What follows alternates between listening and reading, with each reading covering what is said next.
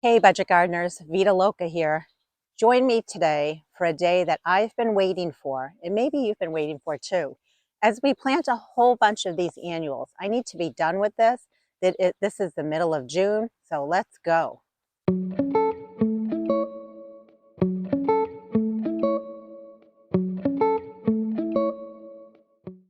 It's middle of June, and I really want to be enjoying my gardens and also maintaining them. We have Ageratum, we have Vinca, there are Alyssum, there's begonias, we have Coleus. There are lots of vegetable plants, which I know I don't need all of those, and I know exactly where I'm going to be donating those. And we have stock. We have beautyberry, which is actually a perennial, so those just need to be potted up and put in my holding gardens. There is status. There's celosia. We have asparagus, and there is also gladiolas. Over here, there are Dusty Miller, there's Snapdragons. We have dahlias. There's some basil. And there's some geranium. What I'm planning to do is pick a section in my garden. I'm going to weed it. I'm going to cut back anything that needs to be cut back, and I'm going to mass plant the annuals. I'm not going to show you every single step, but I'll be sure to describe to you what my plan is, and I'll show you as I'm digging one or two of the annuals in how I go about doing that. Otherwise, it's a very repetitive process. It would take me forever to show you every single plant being put in the ground. But don't worry, I'll be sure to bring you along with this journey. So let's get planting already. Along my front walkway, I need to weed, deadhead the pansies, deadhead the dahlias. The bloodroot needs to be cut back. I need to deadhead the Coreopsis, and also the spring bulbs need to be cut back. And then I'm going to look at my annuals and figure out what would make this front walkway pop. If I'm going to tackle a bed, I'm going to tackle a bed and do it right. To deadhead this dahlia, what you want to do is look for any bud that has gone by. The blossom has gone by, and that's what's left. It looks just like this. So you want to carefully follow it down and cut that back like that. Here's another one.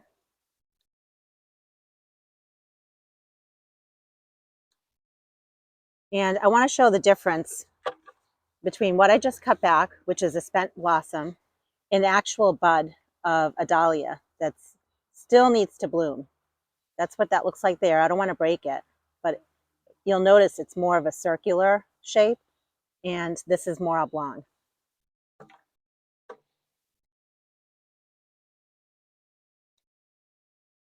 Here's another one. So this has gone by, and this is still going to bloom. Easy. This one's done. I'm going to go ahead and deadhead the rest of my dahlias in the pots. Well, it's not an easy decision for me, but I've decided to go ahead and cut back all my pansies.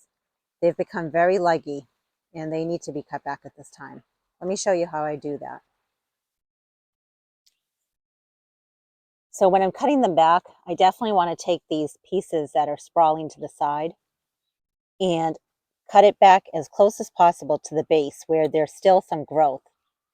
So there's still growth here. I don't want to cut it shorter than that.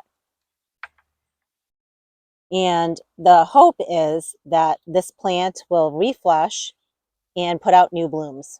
And for whatever reason, if it doesn't, I will pull them. But this is what I did last year to my pansies, and they looked beautiful. They did come back. It takes time, and what I thought was now is a good opportunity to cut them back, and that will leave a very bare area in this bed. There'll be plants, but they won't be blooming. So while we're waiting for the pansies to reflush with new growth, I will plant a bunch of annuals in here to make up for the loss of these beautiful blooms. So you can see I am heavily cutting these back, but I am leaving some green there so that the plant is still alive, and it just tells the plant, okay, keep growing. Don't go to seed. And that's what we're trying to do here. Let me finish cutting all of these back. I'll show you what it looks like after they've all been cut back, and then we'll plan which plants we're going to put in this spot when it comes to my annuals.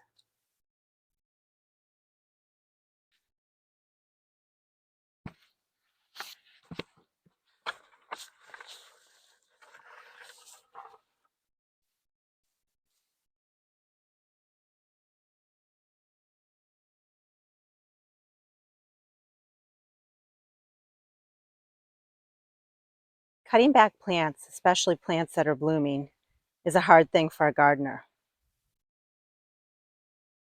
But let's face it, those pansies were too leggy and they were not thriving. They needed to be cut back. And they will reflush and be stronger than ever in about a month. And it also gives us opportunity to plant some more plants in this flower bed. Let me gather some of my annuals that I started from seed. I'll go over what I'm thinking, and then we'll plant them together. I gathered a tray full of Dusty Miller, and I also gathered a tray full of a red colored Snapdragon. I thought that would look really pretty in this bed. I realized that when it comes to the Dahlias, there's some red and there's some pink Dahlias in here. I don't think the colors will clash. I think color is color at this point in this bed. So I'm going to start with those two plants, and if I need to add anything else, then I'll add it at that time. But let's start planting these two plants and see how they look. I realize I'm doing this planting on a bright sunny day, which can wash out the way that it appears on the video. I apologize. Unfortunately, when it comes to doing projects, sometimes you just need to do them.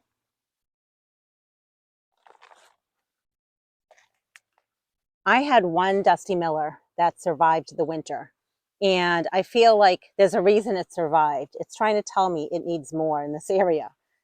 So I'm going to use that as a starting point. And from there, I'm going to plant Dusty Millers to the left and to the right of it. I put a small amount of slow release fertilizer in my planting hole.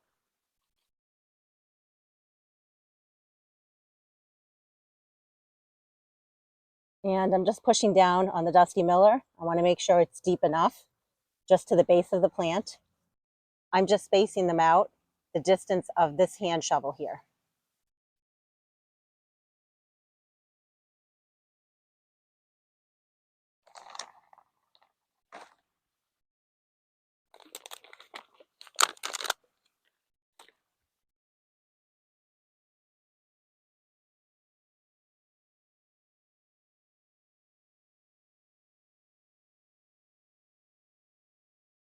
I love Dusty Miller for a number of reasons.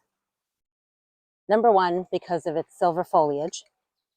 I think it's beautiful with the color that it provides. I like it for its height that it eventually gets to. I also am very happy with the fact that it gets bigger and branches out from the base. I never realized Dusty Miller did that until last year. Even though I've been growing it for a number of years, I really didn't look at it carefully enough. And I really enjoy that it branches out just from a single small plant. You can see that. You can see how it's branched out. I didn't know that it would survive our winter here in Zone 5B. I do think we had a little bit of a milder winter than normal. What I'm planning to do in the fall is I'm going to put down some shredded leaves on this flower bed, and on many of my other flower beds, in fact. But in this bed in particular, the reason why I'm going to do that is I want to give these Dusty Millers a better chance of survival, because I'm actually not quite sure what they're hardy to, which zone. I can look that up, and if I find it, I'll put it up on the screen. They did survive this past winter. That doesn't mean they're going to survive again this next winter. And these pansies also had dropped their seeds last year, and they really came up nicely in this bed. Again, I'm not sure if that's going to be the case every year. So at least if I put down shredded leaves this fall, it should increase the chances of these plants overwintering. All the Dusty Miller have been planted in this bed. But you can see the whole row going down this way. And another row of the Dusty Miller on the other side of this bed. I ended up grabbing a tray of this white Vinca, which I think will look really pretty in this bed as well with the red Snapdragons. And the red Snapdragons have a little bit of white on them as well. There's not going to be any major order to how I plant them. So let me go ahead and show you my plan, because I'm figuring that these Dusty Millers will get bigger and the Pansies should flush out again. So there's enough going on over there.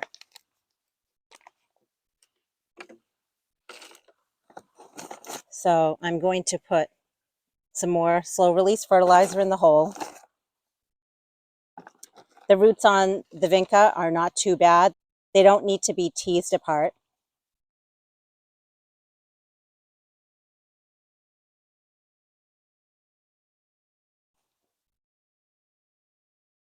I'm still going to try to space things a shovel apart just to keep them separated a little bit.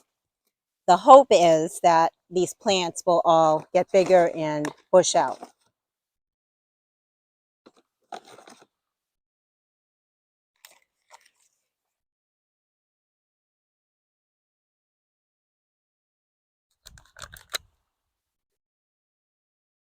Same thing, the roots don't need to be teased.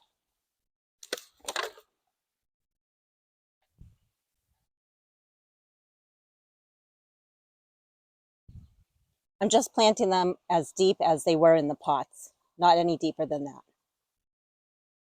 All right, I'm going to go ahead and get these all planted. I'll show you how this all looks in the end. I planted a bunch of the red Snapdragons as well as the white Vinca.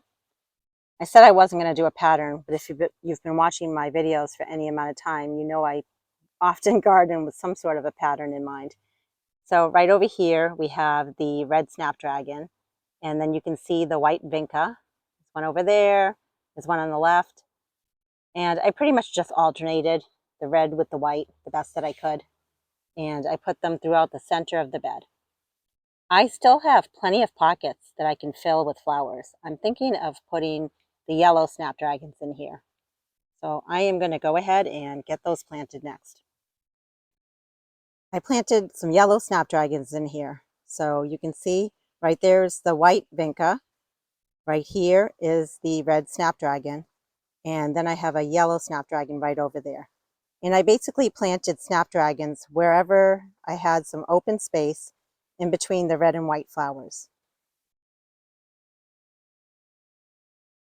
I'd like to take a moment to celebrate a victory, be it a small victory, but we planted a ton of annuals in here. We weeded, we cut back the spent dahlia blossoms, and we cut back all of the pansies. On to our next flower bed. So as we leave the flower bed that we just worked on and head over to the walkway, I have a few things in mind.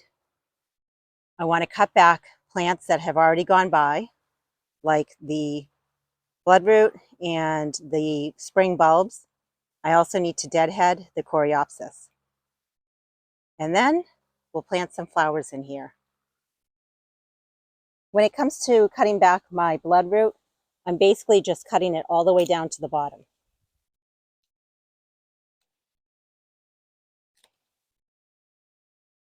This is a blossom that has gone by and it went to seed, and I can actually see all the little seeds that dropped down here at the base of this plant.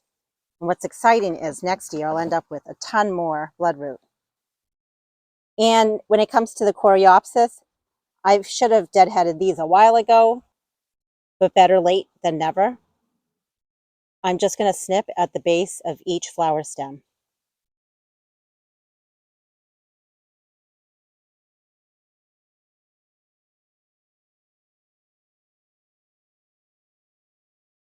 This will encourage this perennial plant to keep producing more flowers. I definitely don't want it to go to seed. It's okay later in the season to let plants go to seed if you plan on collecting the seeds from them, which I often do.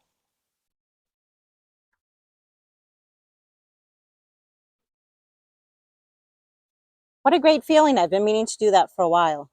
So these two plants are done.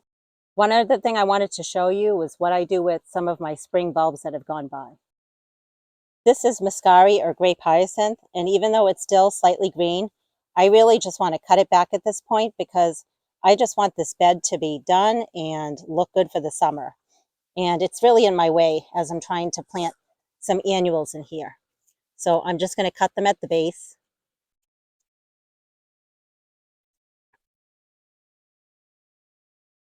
Muscari is also a perennial here. It will come back next spring. All right, let me finish up with cutting back the spring bulbs, the bloodroot, and also deadheading my Coreopsis. As I was deadheading and cutting back stuff, I wanted to point out a few things that I thought you might find interesting.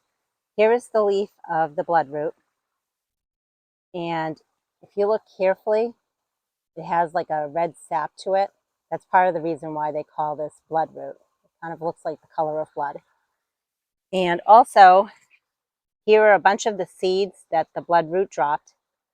I am so happy that it drops its seeds. I definitely want more of this plant in my life. And over here, I left a seed pod that I wanted to show you what I end up doing with them. So if I just barely squeeze on it, there's the seeds. And I just sprinkle them around. It's a great way to propagate the plant so you end up with more of them. And then the final thing I wanted to show you in this area, when it comes to the Coreopsis, the reason why you don't want to cut it all the way down to the base of the stem is you can see right here, this is the flower, and if you follow it all the way down, it has more buds coming up there. So you don't want to do that. You want to make sure that you're just cutting it at the bottom of the stem where it meets the next set of leaves. Here's Mom and Dad Bluebird, and they are not happy with me. All I want to do is put stuff in my compost pile. But you can see and maybe hear them. But they are not happy with me right now. So I'm going to quickly put my clippings into my compost pile and let them be, because all they're trying to do is protect their little baby bluebird that's in the woods here as well.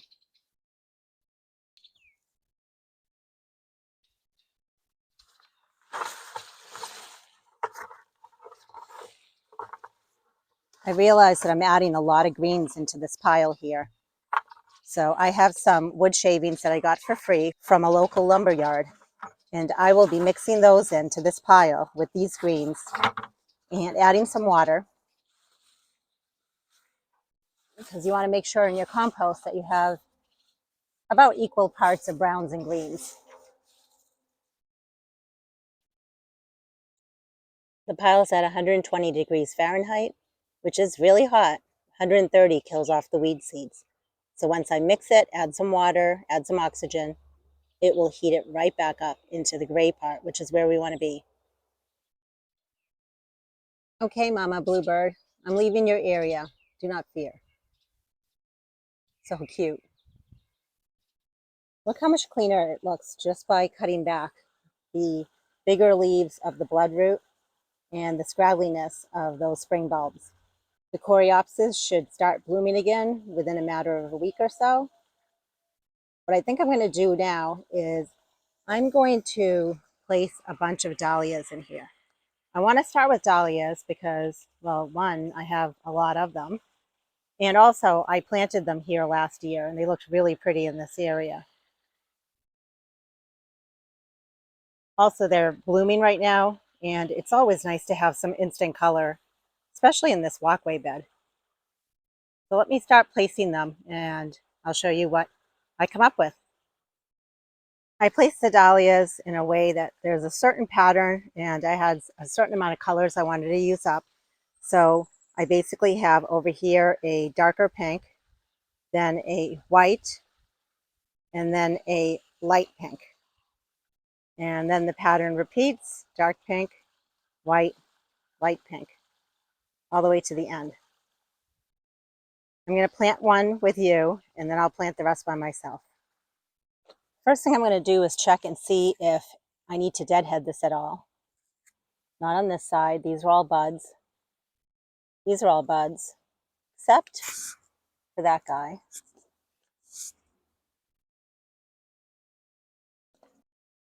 The next thing is we're going to dig a hole, and I want to dig it just as deep as the dahlia is in the pot.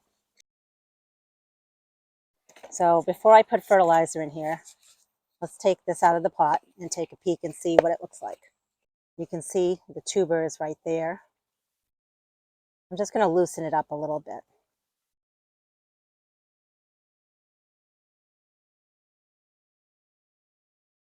I am so excited that I'm able to store my own dahlia tubers from year to year. I save so much money by not having to buy these plants because they're actually pretty expensive, especially the amount that I like to use.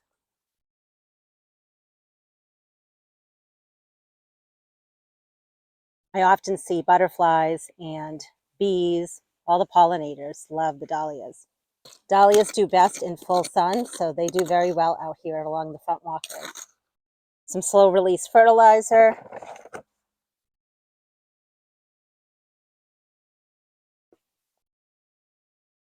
I'm going to backfill.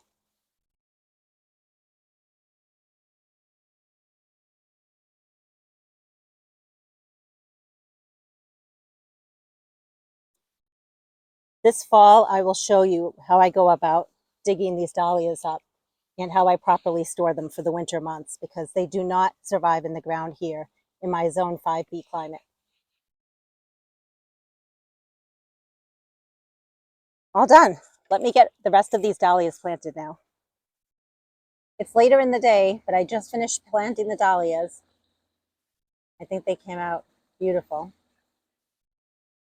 Where the bed ends and the lawn begins, I don't want to plant anything else that's going to come right into the lawn because I want to be able to mow the lawn with a nice clean edge. I do have part of a tray left of white alyssum.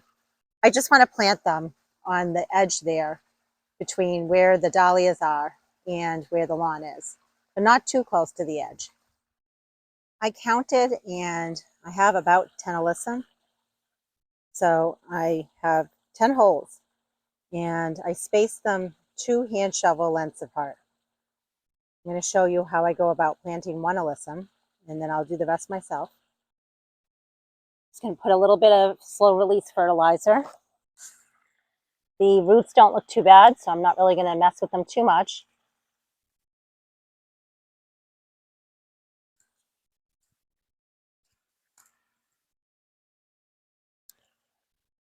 I'm going to go ahead and keep planting this alyssum in all the other holes. I got the alyssum planted, and you can see them. They're dotted right towards the front of the bed near the lawn. And the next thing we're going to do is plant some Vinca. I'll be the first one to admit I started way too many plants from seed this year, more than I could handle. But I'm going to salvage what I can. The Vinca, some of them still look okay. They're going to look much better once they get put in the ground. So let's give them a second chance at life, shall we? I feel like gardening should be a no judgment zone. Please don't judge me for having so many seedlings that I grew and I need to get in the ground. I love flowers, and a lot of the flowers that I grow, I collected the seeds.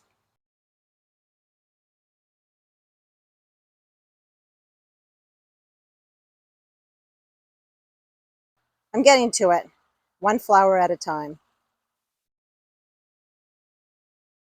I think this is really, really already looking so nice. And you can see where I popped in the Vinca in between each of the Alyssum. We did a lot today, actually. I'm very, very pleased. I still have a lot of different areas to fill with flowers, but we made really good progress today. It took me all day with a few hours of breaks, but this is the front walkway, and I've always wanted it to pop with color. And this summer, it definitely will. So stay tuned. I don't know about you, but I'm even more inspired now to keep on planting. I had a really good day. I had a lot of fun planting all these annuals, cleaning the flower bed, weeding, deadheading, and this flower bed, which is pretty big, is done. It is good. It's good for a while anyway, until the next time I have to come and weed it and deadhead. So now I can focus on other areas of my yard. I still have a lot of annuals to plant, so stay tuned. I have some ideas of where the plants are going to go. Until the next video, make it a great day with gardening.